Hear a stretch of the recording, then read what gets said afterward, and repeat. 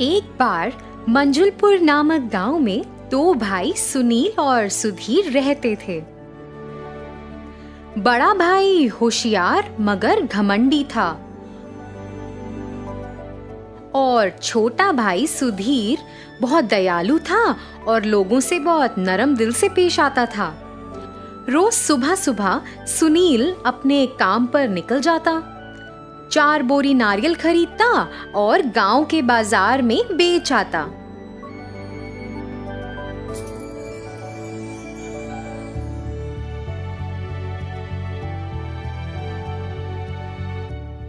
इस तरह वह पैसा कमाता था और अपने परिवार का खर्च उठाता था। लेकिन सुधीर अपने बेटे को तैयार करने और उसे स्कूल भेजने के अलावा कुछ नहीं करता था। घर वापस आने के बाद वह फिर से घर से संबंधित कुछ काम करने के लिए जाता। वह सब कुछ वैसे ही करता जैसे उसकी पत्नी कहती। घर वापस आने के बाद वह दोपहर का खाना खाता और कुछ देर आराम करता था। लेकिन लीला, जो उसकी पत्नी थी, अपने घर के कामों को पूरा करने के बाद सिलाई का काम करती थी और थोड़ा पैसा भी कमाती थी। उस पैसे से वे दोनों अपना जीवन व्यतीत कर रहे थे। इस तरह से सुनील एक नारियल बेचने का व्यवसाय चला रहा था और सुधीर कुछ नहीं कर रहा था। एक दिन सुनील अपने भाई के पास आया और बोला, अरे भाई, आप शादीशुदा हैं, आपके बच्चे भी हैं। कोई काम किए बिना घर बैठने से काम नहीं चलता। ओह हाँ, अब आप तो कुछ जानते ही नहीं, तो क्या करेंगे? आपको पता ही नहीं कि काम कैसे करना है। सुनील सुधीर को सुझाव देने के बजाय हर समय उसे चिढ़ाता था। सुनील की यह बात लीला को पसंद नहीं आती थी। हे भगवान, इसे तो और कुछ काम ही नहीं है, ये तो बस सुधीर को चिढ़ाता रहता है। इसका मुंह बंद करने के लिए सुधीर को कुछ काम करना शुरू करना होगा। ये तो और भी लोगों के पास जाके ये सब बातें करेगा और बाकी सब लोग भी सुधीर को चिढ़ाने लग जाएंगे। इन सब बातों से परेशान एक दिन जब वह अपने विचारों में खोई हुई मंदिर से अपने घर वापस आ रही थी, रास्ते में अचानक एक संत ने कुछ कहना शुरू कर दिया। अपने पति की चिंता मत करो। और तुरंत लीला उनके पास चली गई। संत ने अपनी शक्तियों का उपयोग किया और उसके हाथों में एक छेद वाला करछुल दिखाई दिया। यह करछुल लो और अपने पति को दे दो, इससे उसकी किस्मत बदल जाएगी। लेकिन जब वह इसे ले रही थी तो उसके मन में एक सवाल आया।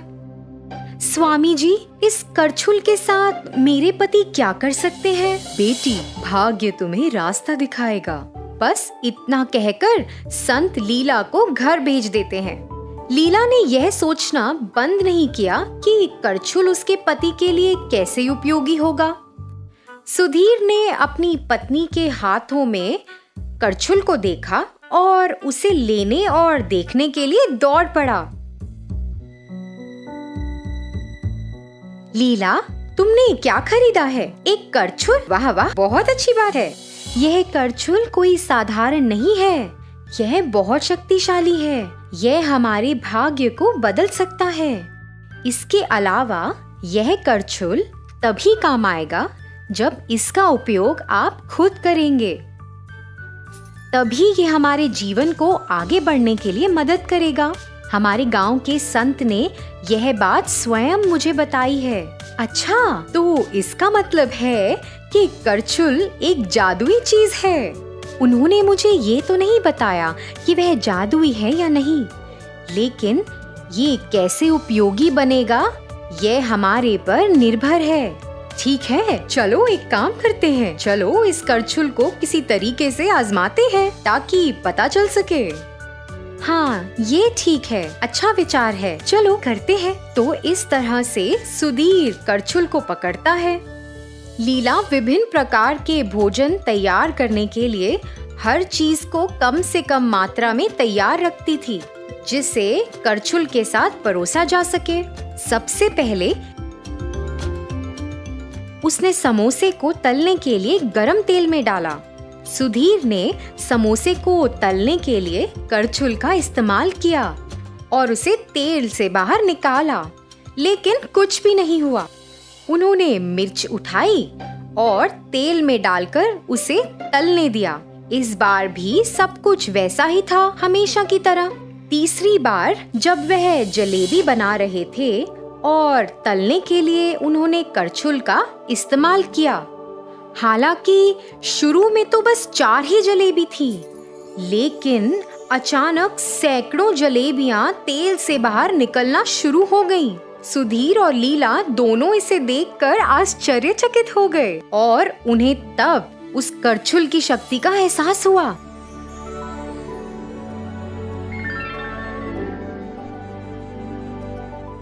अरे लीला, मैं ऐसा करना जारी नहीं रख सकता, मेरे हाथ दर्द कर रहे हैं। अरे बाप रे, बस एक नजर डालो। और सुधीर ने घर की ओर देखा तो वहाँ सैकड़ों जलेबियां थीं। सुधीर तो उन सबको देखकर हैरान ही रह गया। अरे लीला, हम इसे कैसे खा सकते हैं? हे भगवान, आप ऐसा सोच भी कैसे सकते हैं कि इन सभी जलेबियों को हम खा सकते हैं? मुझे लगता है हमें एक काम करना चाहिए। हम इन सब जलेबियों को गांव में जाकर बेच सकते हैं। अगर हम इन्हें बेचेंगे तो हमें कुछ पैसा भी मिलेगा। उस पैसे से हम अपने जीवन को बेहतर बना सकते हैं। अब समझ आ रहा है कि संत ने मुझे क्या कहा था। ठीक है, लेकिन अगर हम इस जलेबी को गांव में बेचना चाहते हैं तो इसका स्वाद बहुत अच्छा होना चाहिए, तभी गांव के लोग इसे खरीदेंगे। जैसा कि सुधीर ने कहा, उन्होंने जलेबी का स्वाद चखा।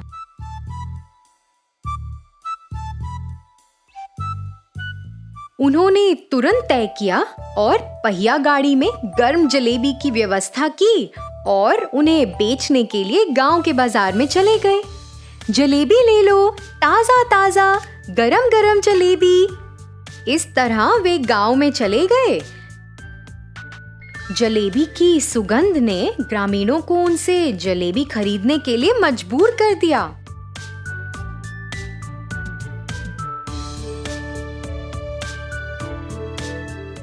उस समय सुनील अपने रास्ते पर लोगों के एक समूह को देखकर सोचने लगा, अरे यह सब क्या हो रहा है? इतने लोग यहाँ इकट्ठा क्यों हैं? मुझे लगता है कि कुछ तो हो रहा है। वाह वाह, यही सही जगह है मेरे नारियल को बेचने के लिए। उसने ऐसा सोचा और वहाँ चला गया। जैसे जैसे वह करीब गया, उसने खुशी खुशी जलेबी बेचते हुए सुधीर और लीला को वहाँ देखा।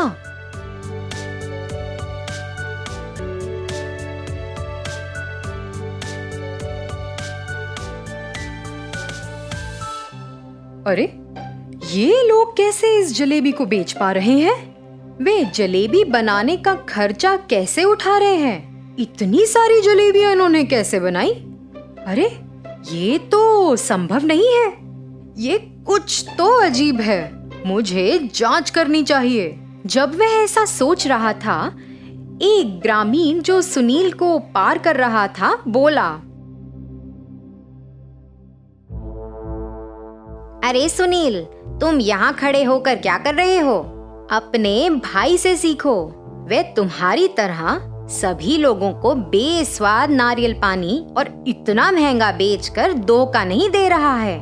वह जलेबी बहुत स्वादिष्ट है और लजीज भी है।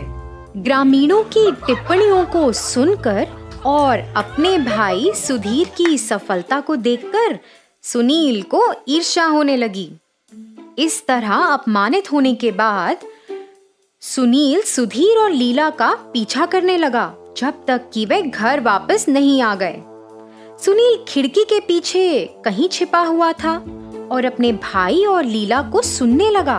देखो लीला, हमने इतनी कमाई की, क्या आज रात हमारे लिए ये सारे पैसे गिनना संभव है? अरे हाँ, चलिए एक साथ गिनती शुरू करते हैं। तो इस तरह से वे दोनों गिनती पूरी कर लेते हैं और उन्हें ये बात अविश्वसनीय लगती है कि उन्होंने एक दिन में 8,000 रुपए कमाए और वह बहुत खुश थे।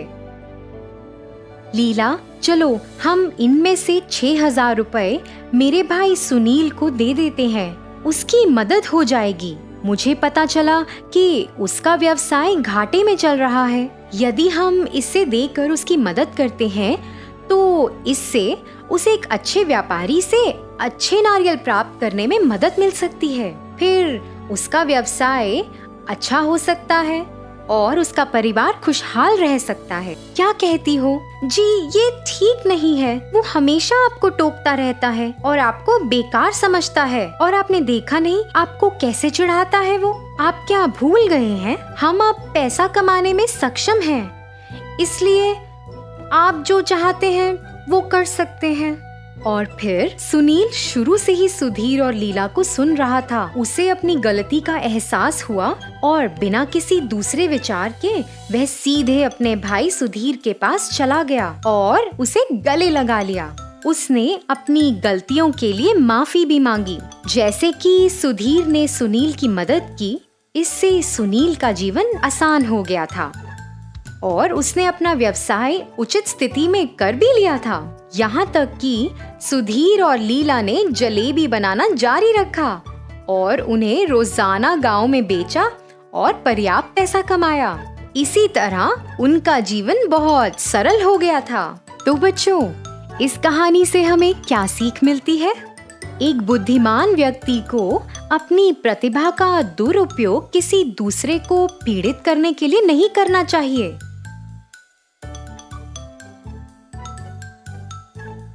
हमें हमेशा विनम्र रहना चाहिए। बदले में आपके जीवन में सब कुछ अच्छा होगा।